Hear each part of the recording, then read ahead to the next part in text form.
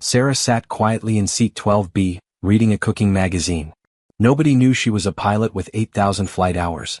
When both engines exploded at 32,000 feet and the crew begged for help over the intercom, the woman everyone ignored became their only hope for survival. Before watching full story, comment below from where are you watching. Also like and subscribe for more stories. Sarah Chin sat quietly in seat 12B, looking exactly like any other passenger on Flight 447. She wore faded blue jeans and a comfortable navy sweater. Her long black hair was pulled back in a simple ponytail. She had no pilot uniform, no aviation badges, no wings pin on her jacket. Nothing about her appearance suggested she was different from the other 142 people traveling on this Tuesday morning flight from Chicago to Denver. She was reading a cooking magazine and sipping black coffee from a small plastic cup. The magazine was open to a recipe for chocolate chip cookies. Sarah loved to bake when she had free time at home. Flying airplanes was her profession, but cooking was her passion and hobby. Today, she deliberately chose not to think about aviation, airports, flight schedules, or anything related to her job as a commercial pilot. The Boeing 737-800 aircraft was cruising smoothly at 32,000 feet above the American Midwest. Through the small oval windows, passengers could see white puffy clouds scattered far below like cotton balls on a blue carpet.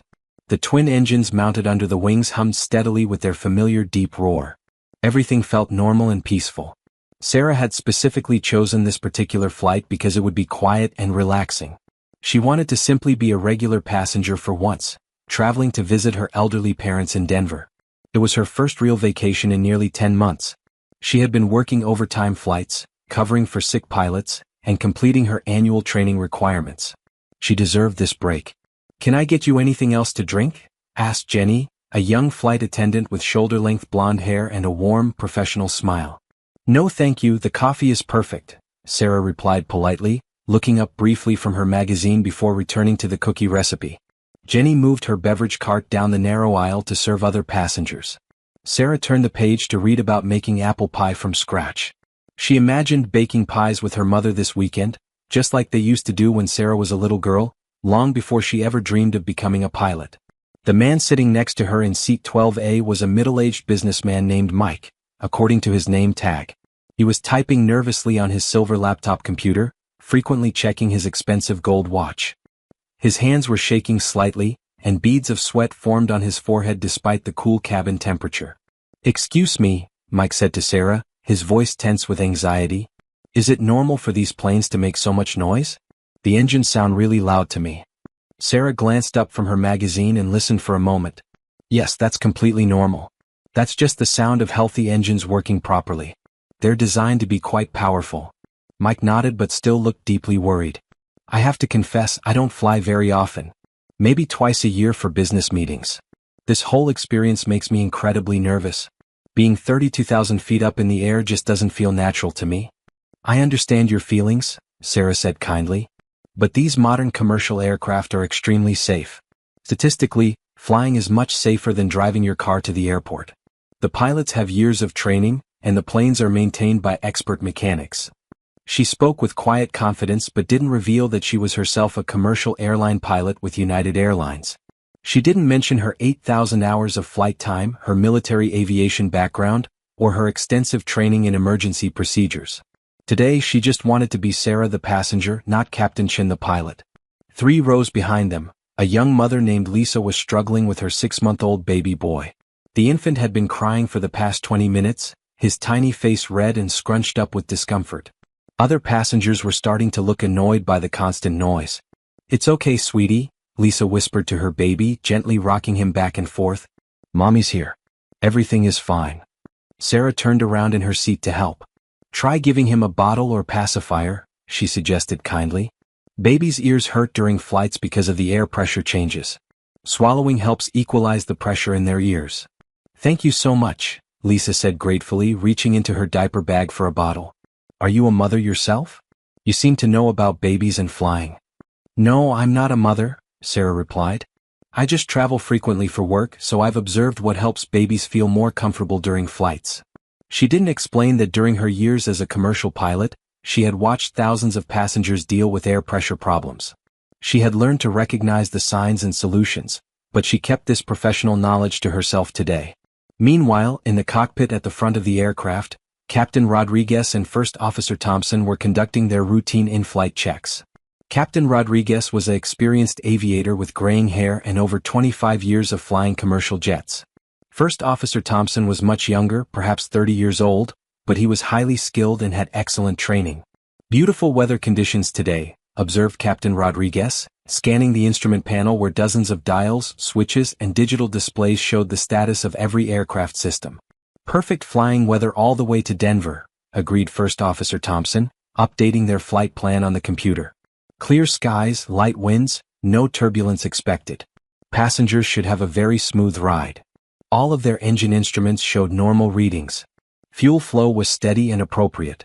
Oil pressure and temperature were within normal ranges.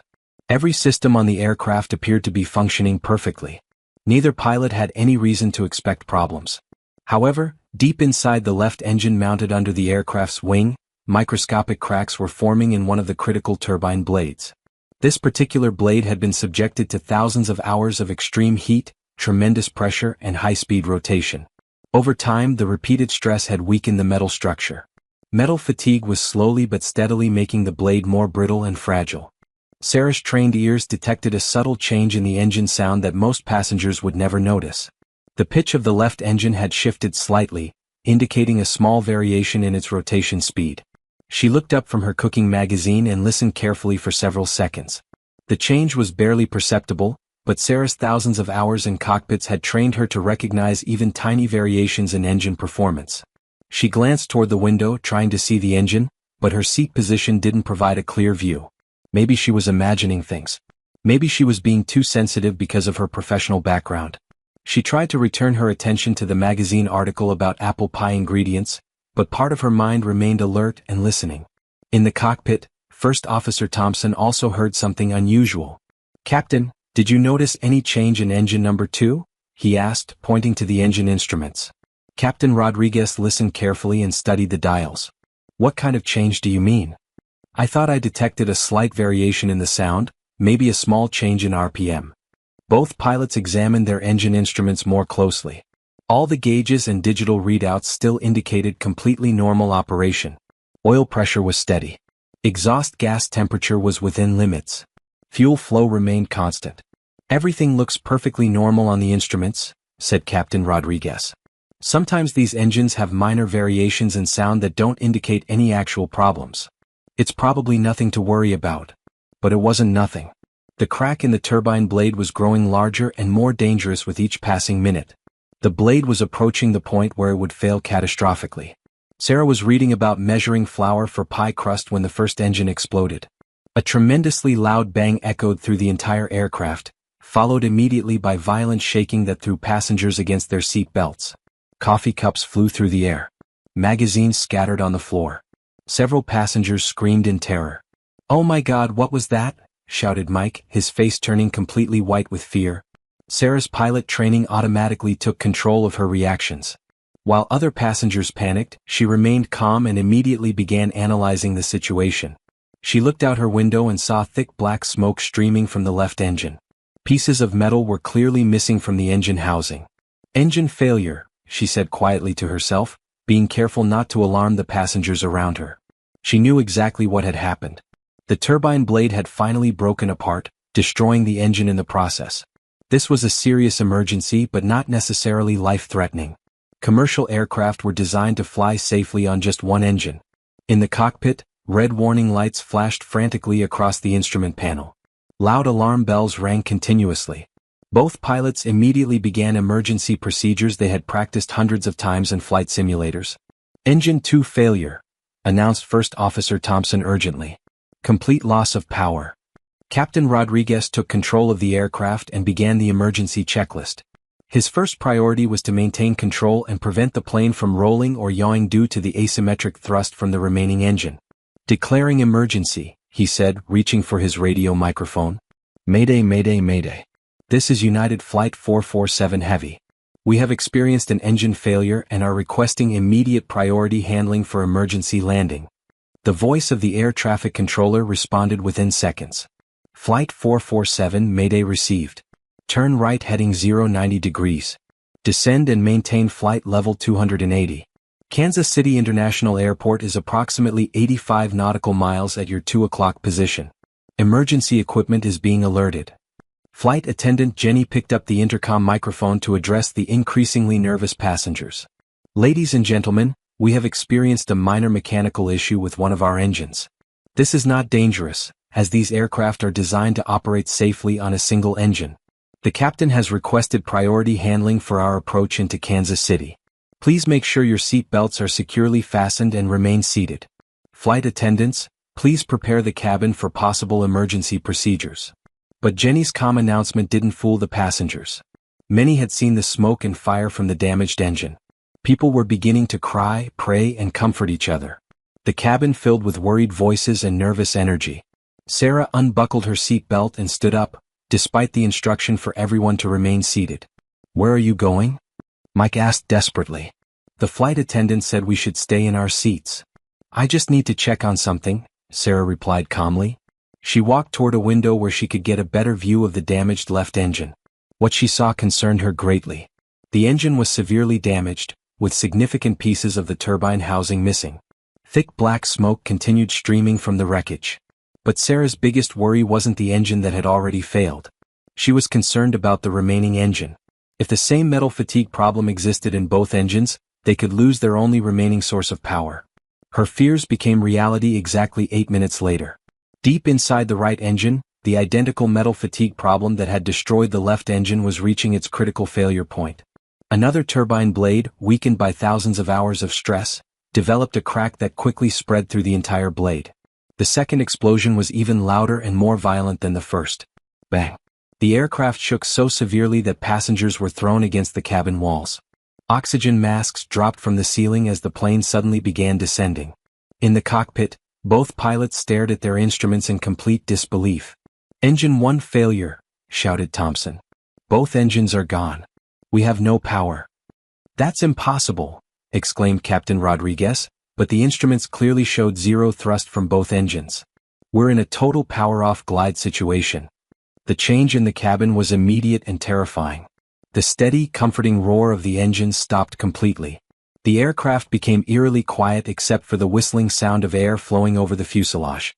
Passengers could feel the plane beginning to descend steadily. "We're going to crash," screamed one passenger. "Oh God, we're all going to die," cried another. Panic spread rapidly through the cabin as people realized both engines had failed. Parents hugged their children. Strangers held hands. Many passengers began praying desperately. Sarah knew she couldn't remain anonymous any longer. Lives depended on her expertise. She walked quickly toward the front galley where Jenny was frantically trying to contact the cockpit. "Both engines are out, aren't they?" Sarah asked quietly. Jenny looked surprised by her knowledge. "How could you possibly know that? I can't even reach the pilots on the intercom. They must be incredibly busy right now. They're working through emergency checklists for dual engine failure," Sarah explained. "Listen carefully. I need to speak with the captain immediately. This is a matter of life and death for everyone on this aircraft." "I'm sorry, but regulations prohibit passengers from entering the cockpit during emergencies," Jenny replied, though her voice showed uncertainty. Sarah took a deep breath. The time for anonymity was over. "My name is Captain Sarah Chen. I'm a commercial airline pilot with United Airlines. I have over 8,000 hours of flight time, including extensive training in emergency procedures and dual engine failure scenarios. I've flown this exact type of aircraft for 6 years. The captain and first officer need my assistance immediately if we're going to save everyone on this plane." Jenny stared at her in shock. "You're really a pilot? But you're dressed like a regular passenger?" "I'm deadheading home on my vacation," Sarah explained quickly. "But my day off doesn't matter now. In a dual engine failure, every minute counts. We need to work together as a team if we want to survive this emergency." Jenny hesitated for only a few seconds, then made the most important decision of her career. "Follow me to the cockpit."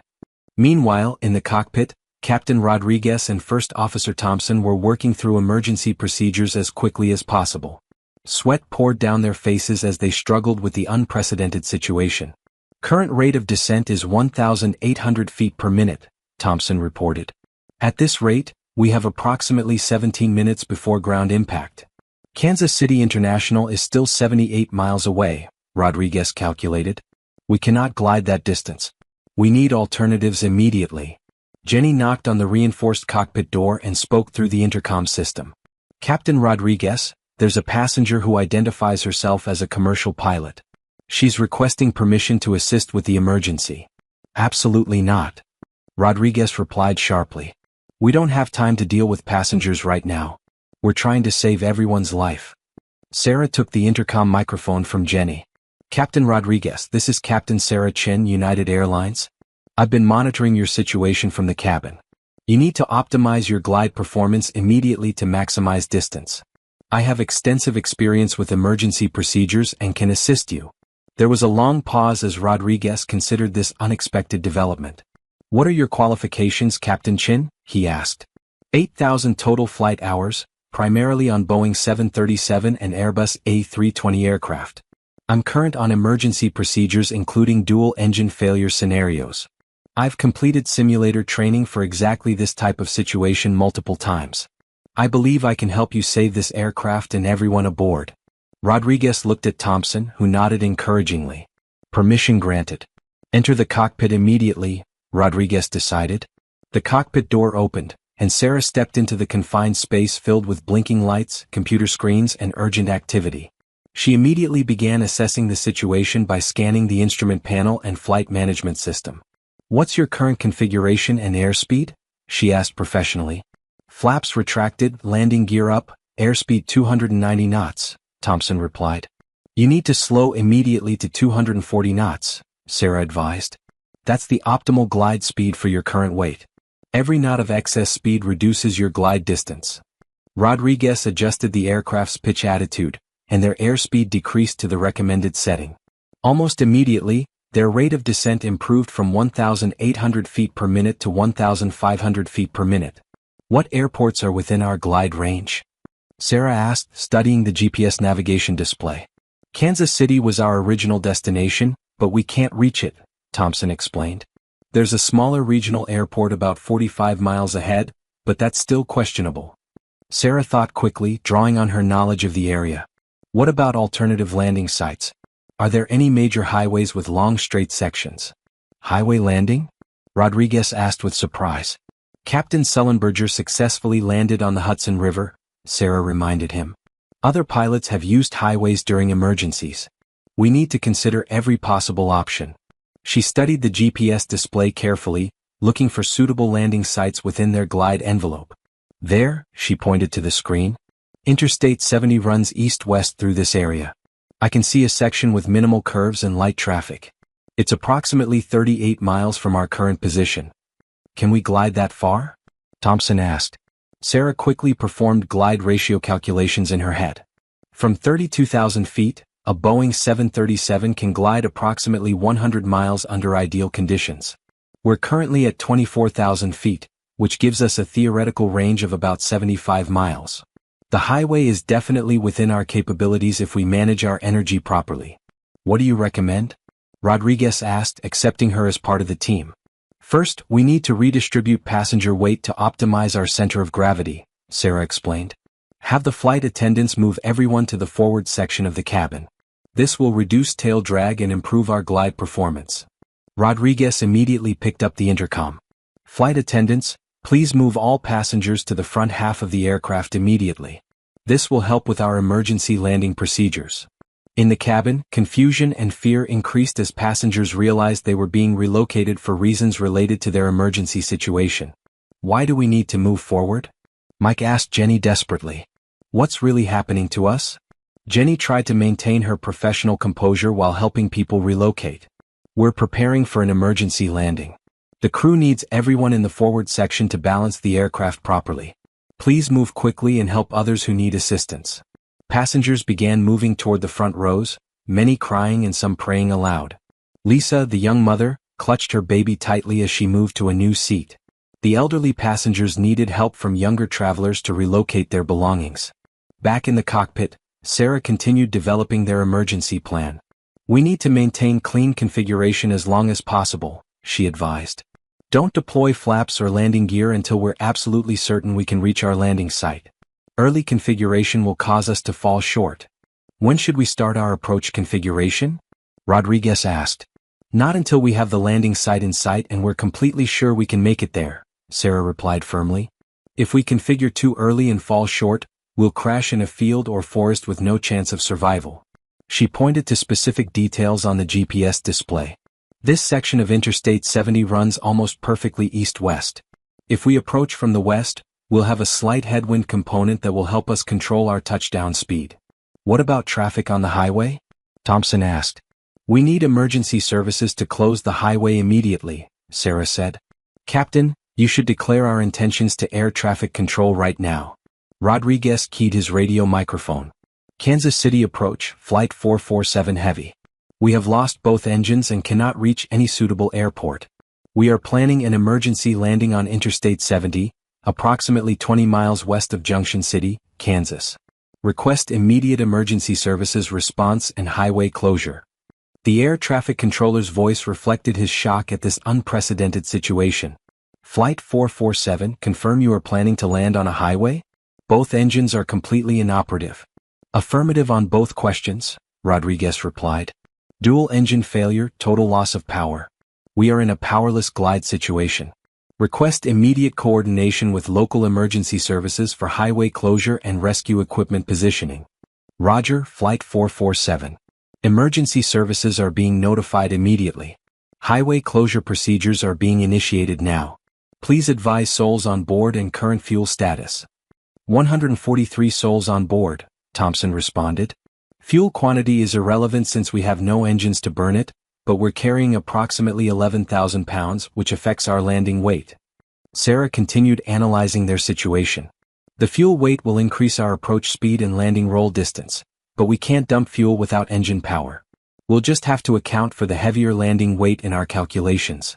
She studied the GPS display again. Current altitude 18,000 feet.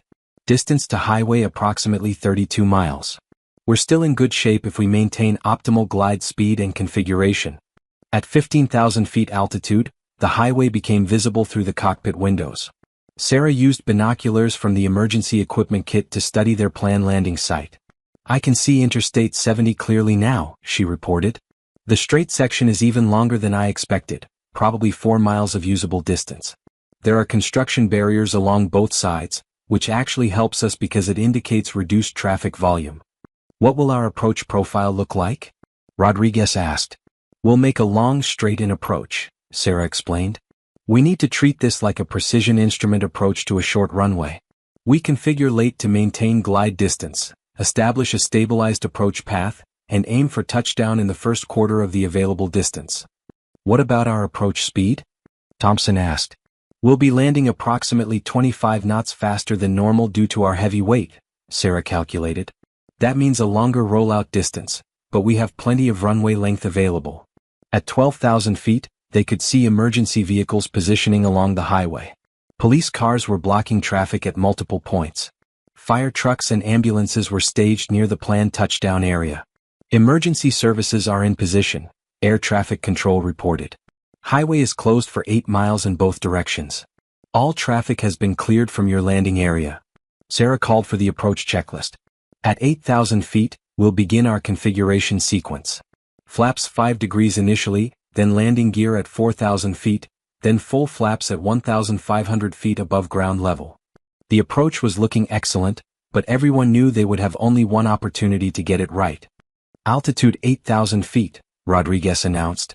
Beginning approach configuration now. Flaps 5, Sarah called out. The aircraft's nose pitched down slightly as the flaps extended, but their glide path remained stable and controllable. Airspeed 155 knots, descent rate 1,100 feet per minute, Thompson reported. Looking good so far. At 4,000 feet above ground level, Sarah called for the landing gear. The aircraft shuddered slightly as the wheels extended into the slipstream, creating additional drag but also helping slow their approach speed. Landing gear down and locked, Thompson confirmed. 3 green lights. Emergency vehicles lined both sides of the highway as they descended through 2,000 feet. Sarah could see dozens of fire trucks, ambulances, police cars and emergency personnel waiting for their arrival.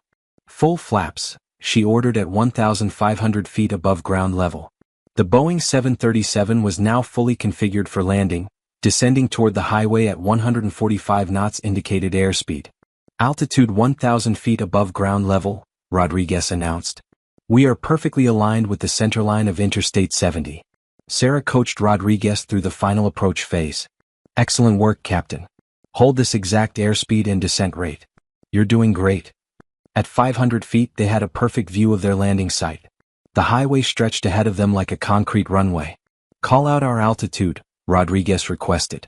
400 feet, Sarah announced. Looking perfect. 300 feet, 200 feet, 100 feet, she continued. Start your flare, now. Rodriguez gradually pulled back on the control yoke, raising the aircraft's nose to reduce their rate of descent for touchdown. 50 feet, 40, 30, 20, 10. Sarah counted down the final moments. The main landing gear touched the highway surface with a satisfying thump and the screech of rubber on concrete. The aircraft bounced once lightly, then settled firmly on the roadway. Touchdown, Sarah shouted. Maximum braking. Rodriguez stood on the brake pedals while Sarah helped maintain directional control. The Boeing 737 rolled down Interstate 70 for nearly a mile before gradually slowing to a complete stop. The cabin exploded with cheers, applause, crying, and expressions of relief. Passengers hugged each other and thanked God for their survival. They had lived through an impossible situation. Emergency vehicles immediately surrounded the aircraft as flight attendants opened the emergency exits and deployed evacuation slides. All 143 people evacuated safely onto the highway within 4 minutes. As passengers gathered on the concrete, many learned for the first time that the quiet woman from seat 12B had played a crucial role in saving their lives. Sarah Chin had transformed from an anonymous passenger reading a cooking magazine into the expert whose knowledge made the difference between catastrophe and miraculous survival. The successful Interstate 70 landing became a textbook example of crew resource management, emergency procedures, and the importance of utilizing all available expertise during crisis situations. Sarah's willingness to reveal her identity and step forward when needed demonstrated the dedication and professionalism that defines commercial aviation. Standing on the highway surrounded by grateful passengers and emergency responders, Sarah realized this would be a vacation she would never forget. Sometimes heroes are sitting quietly right beside us, ready to act when lives depend on their courage and skill.